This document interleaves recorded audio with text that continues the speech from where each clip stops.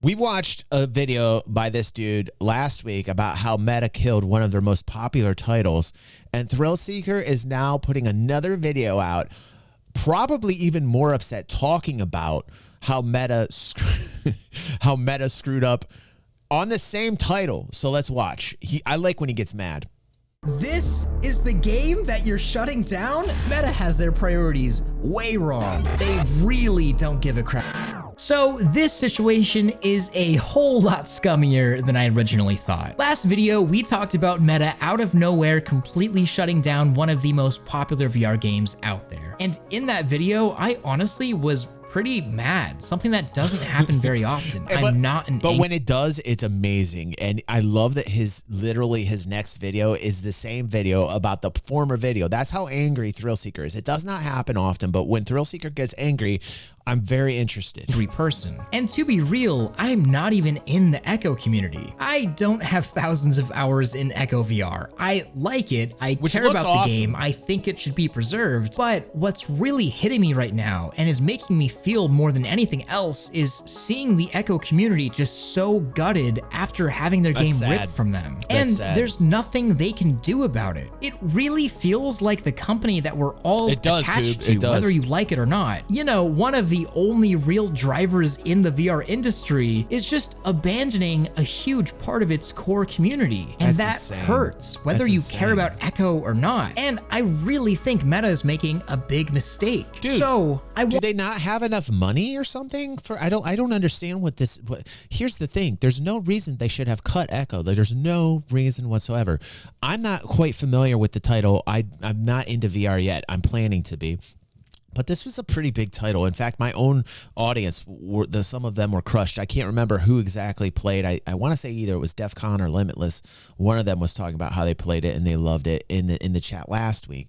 And it's beyond me why they're cutting it. Like, the only reason why I can imagine that they would cut their nose to spite their face is that it wasn't like a money maker. Like, it didn't bring in money. But I don't have the stats on that. Like, if they're not making money on it, maybe that's the case.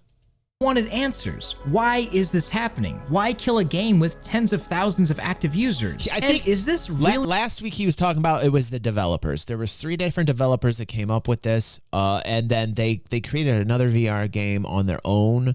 One of them did, and it was like some monkey game where you're jumping from tree to tree in VR, and it got really big. And that was one of the reasons last week that he said that they did it.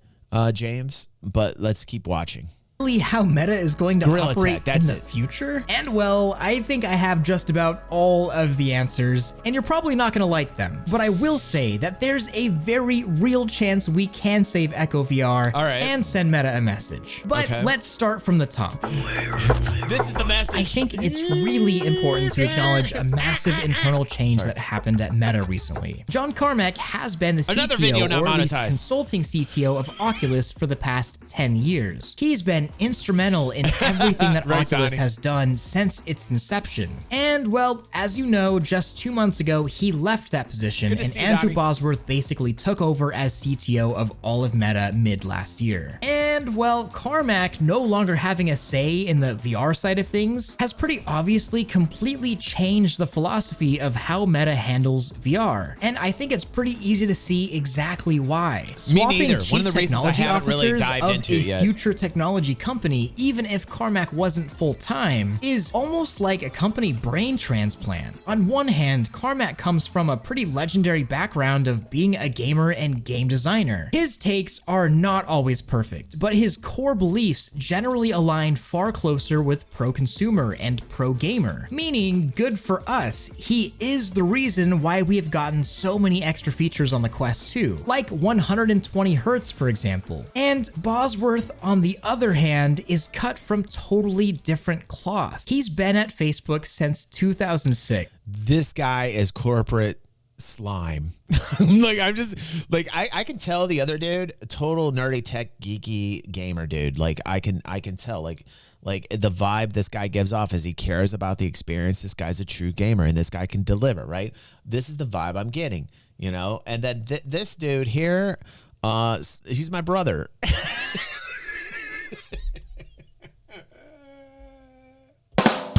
He's a parasite just like me. He's a parasite just like me. You can't trust these guys. You can't trust them. On the other hand, is cut from totally different cloth. He's been at Facebook since 2006, and he made his claim to fame within the company, making Facebook money as the vice president. Yep. Money, money, money. You can tell. Guys oozing that corporate capitalistic money vibe. Listen, I love capitalism. I am all for capitalism. But when it oozes out of you like some crazy like Ghostbuster ooze that turns you evil, you got to flip that switch. You got to just enough. That is, money can do that to you. You got to be careful with that. And obviously this man did not heed the warnings. Of ads. That's right. Essentially, Boz is the father of mobile Facebook ads. And now this is the guy in charge of VR. We had a gaming legend in Wow. Now we have the legend of advertisements in charge of VR. And as hilarious and sick as that is, it's not a joke. This is the state of Meta and their VR department right now. And I want you to think of that as we get into this AMA he just hosted. Also, if you're an investor in Meta, you know, that's something to think about as well.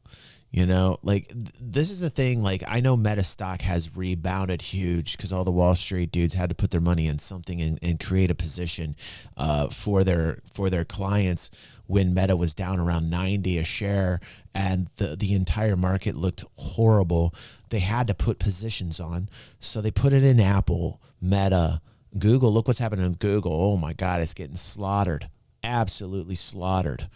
But they put their names in all the big tech guys because they had to put positions in something. So this rebound is basically fund managers, people in the space that have clients that need to put their cash to work somehow.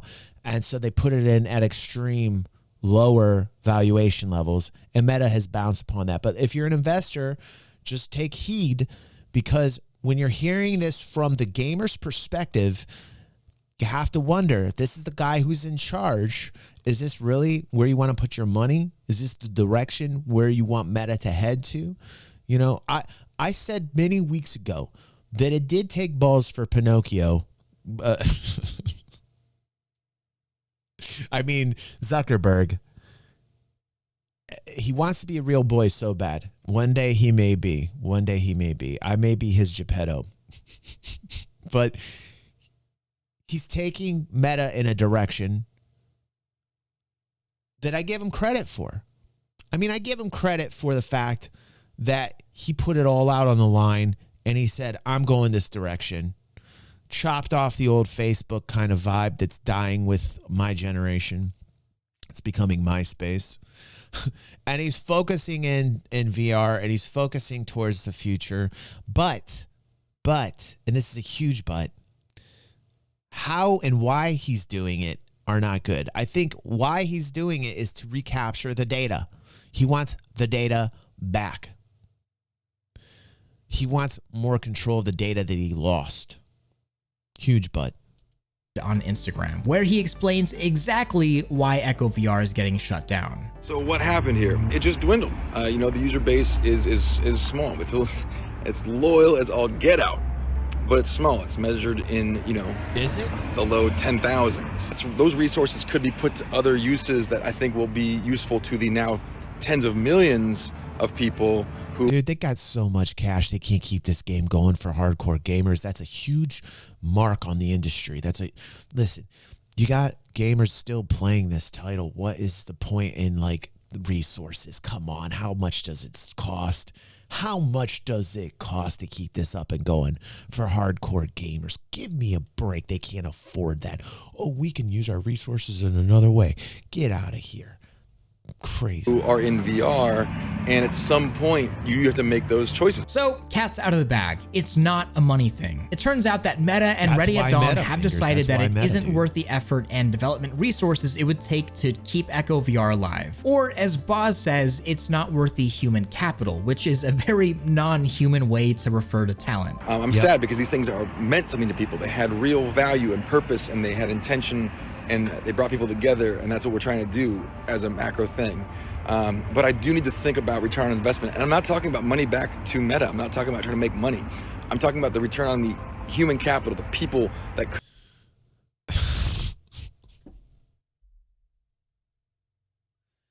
Wow. Did this man just say human capital? Like, wow. He's really... Can we get the HR department over here to talk to this dude? Where's Zuck at? Hey, Zuck. Your boy here just basically said the people who are working for Facebook are human capital. What do you think about that, Zuck? What? Are we gonna brand them too? Can we get the hot poker out and brand the human capital? What is this guy? Wow, that is so sleazy. Could be doing something that's going to affect millions of people, but instead they're trying to keep something alive that affects 10,000s of people. I love how deeply it affected those people, but I just got to make those calls. It's part of my job. Ooh, Boz, you can talk about how you want to make things that affect millions of people in VR, but frankly, Meta has never made anything even close to that scale that people want to use in VR. Anything and everything even close to successful that Meta has ever done in VR has just been an acquisition. And anytime you've acquired something, that core product actually gets worse. Yes. And this is the best. Yes, and yes. Go ThrillSeeker, go, dude. Go, dude. Burn them up. Burn them up, dude. Example of that. You say Echo has diminished in users, but beyond cosmetic paid DLC, the game hasn't really been updated at all since it came to the Quest 3 years ago. And half the game, in my opinion, the better half of the game, Echo Combat, just never came to the Quest at all. It's stuck on PC for no reason. And at this point, it's honestly impressive that Echo still has a community as large as it does at all. But now you say you want to make applications that affect millions of people? Well, you know, I think a pretty good way to get there is to start with a formula that has already deeply affected the tens of thousands first. Then you can iterate on that formula, make that community feel good, bring things that are additive, bring updates. Then eventually you build up to get to millions through organic. An island with that sad music. Please, can I have a parcel of news? Such a little parcel of news, please.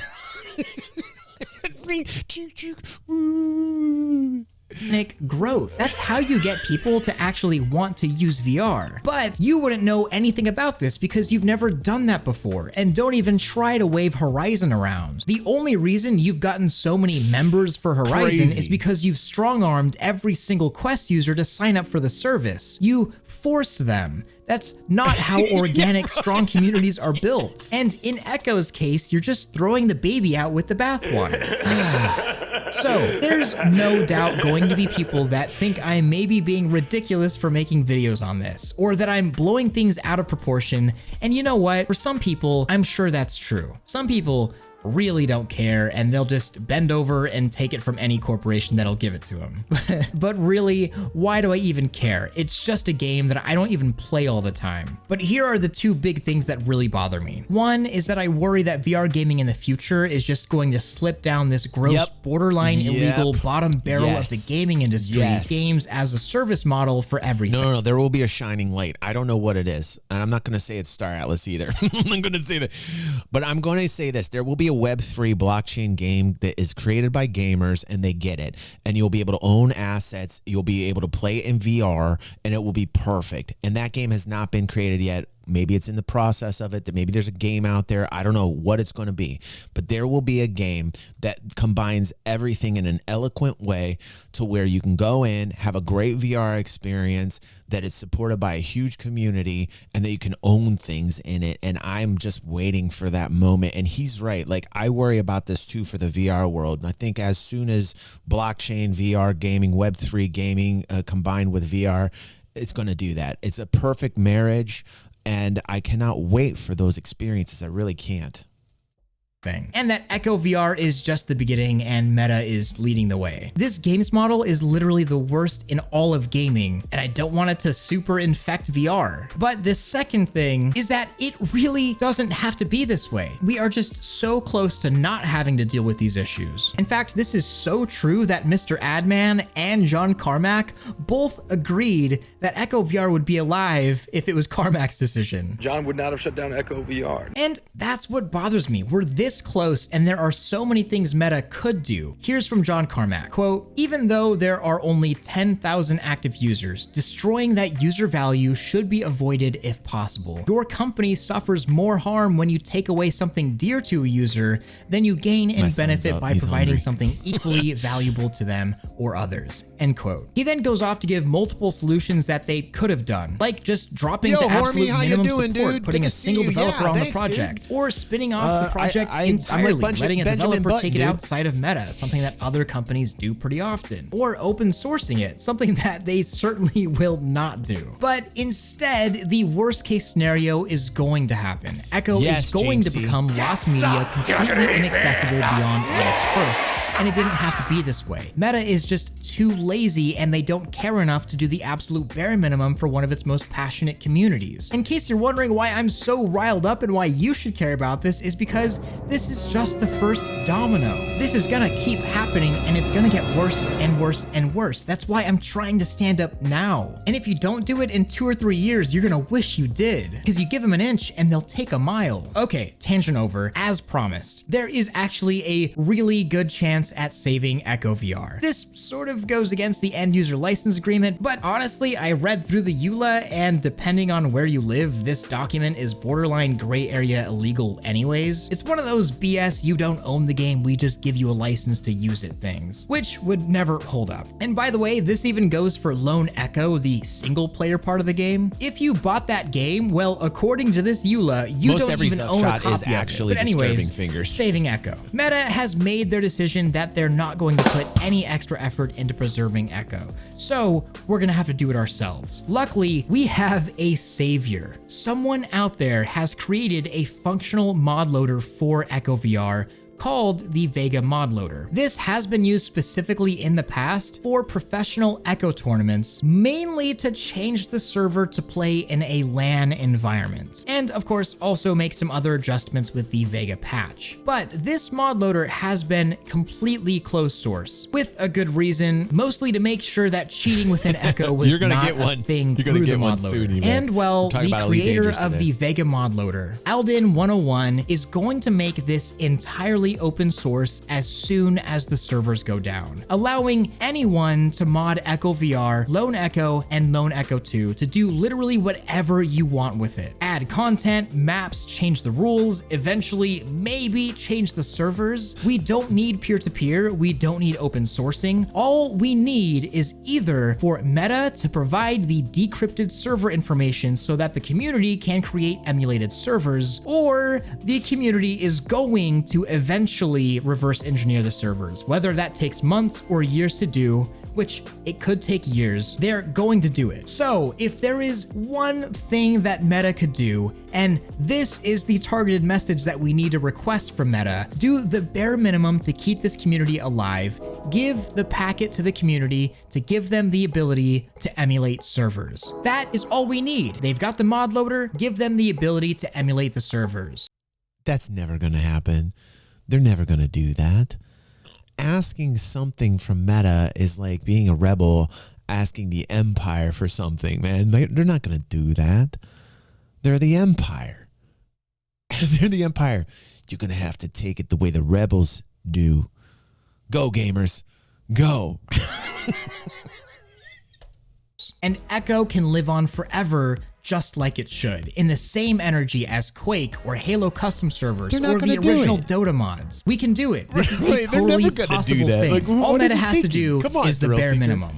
Oh, no, man. They're not. So this was a very emotional string of videos. That's just a pipe dream. Listen, I feel bad for ThrillSeeker. Like, this is how good a dude ThrillSeeker is, man. Like, he understands the corporate world. He gets it. He understands that that's never going to happen, man. And it's a sad thing to see that type of thing happen, man. You got a really hardcore group of 10,000 plus gamers playing this, right? And as one of our very own said here in the chat, you can grow that. Like, if you focus on that, you can grow that into millions, and they can make the revenue that they want off of this game. There's no reason why they can't dedicate the resources to this whatsoever. They already have the resources. And for the man to say human capital, like, what is going on? That is a whole nother level of sleaze that is, it's ridiculous It's like for him to even think that should tell you to be careful. If you're an investor in Meta, not financial advice. I'm just saying, as a gamer watching that, I think I'm going to sell my Meta. I've got a couple shares of Meta. After watching that, I think I'm selling it today, actually. Not financial advice, because it'll probably go up to the moon after I sell it. That's usually what happens. But like that's what this video did for me. Like this video kind of made it crystalline for me that I don't want this to flourish. I don't want these types of decision making to flourish. And by supporting it, you're going to continue. I